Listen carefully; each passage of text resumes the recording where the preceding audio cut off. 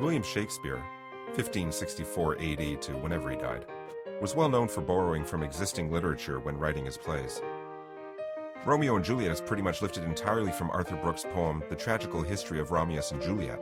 Dude didn't even change the names. And as recent Shakespeare scholarship has established, the famed play William Shakespeare Presents Hamlet was lifted. You have just been born. Congratulations, good work on that thing. Now, surprise!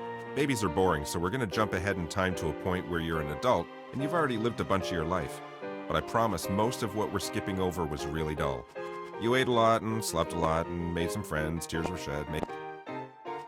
You are Hamlet. You're 30 years old and you're back living at home, but it's okay because your home is a castle. That's right, ladies, you're a prince. Things have been rough lately. You had been trying to focus on your studies at Wittenberg University, where you and your bros, Horatio, Rosencrantz, and Guildenstern, all hang out. But you were called home because your father died.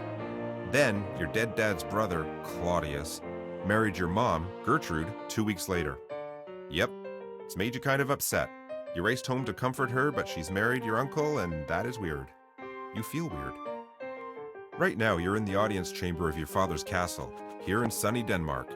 King Claudius is here, addressing his court.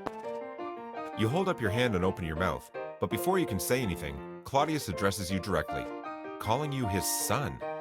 On the one hand, that's entirely appropriate, especially since he just married your mom like 2 weeks ago. He straight up ignores your zinger. King Claudius goes on to tell you, in so many words, to buck up, stop dressing in black, stick around for a while, and have a little fun. He says all the feelings you're having are boring and wimpy. Your mom echoes his sentiments. Dude. Okay. You talk out loud to the empty room, and what do you say?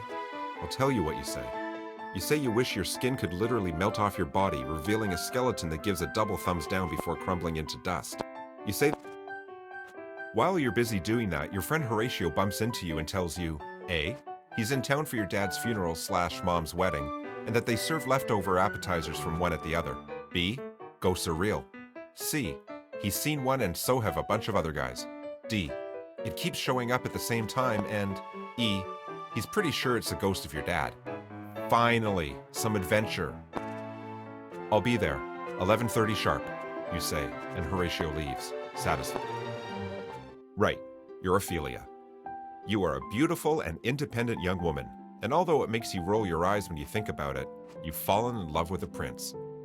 Prince Hamlet is funny and charming, and he seems to like you a lot. You try not to get too excited about it, because you're worried you might jinx it. But things really are going great. Only it's been hard doing the long-distance thing while you've both been off at university. And while you've loved studying capital S science, and you're sure Hamlet's loved studying capital U undeclared, it hasn't been easy. Now that you're both back together in Denmark, you open the door for your brother.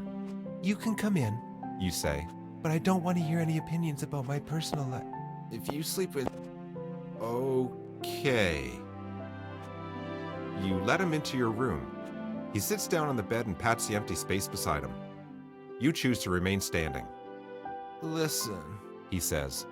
I know you like Hamlet, but he's a... Bam! That felt good. Larity shouts through the door that he's sorry and just wanted to say goodbye before he left for France. But when you open the door a crack, he sticks his head in and says, I'm just saying. At your desk, you continue your work on the problem of automatically heating the castle. Hours turn into days and you're generally left alone by both your family and your boyfriend. Your father ignoring you is no big deal, and while you're a little worried about Hamlet not stopping by more often, he has asked you to leave him alone for a while he mourns, and you're respecting his wishes. But if you're going to be honest with yourself, you've also just gotten really absorbed in this problem. You decide to split the problem into sections, delivering heat and knowing when to deliver heat. It would be possible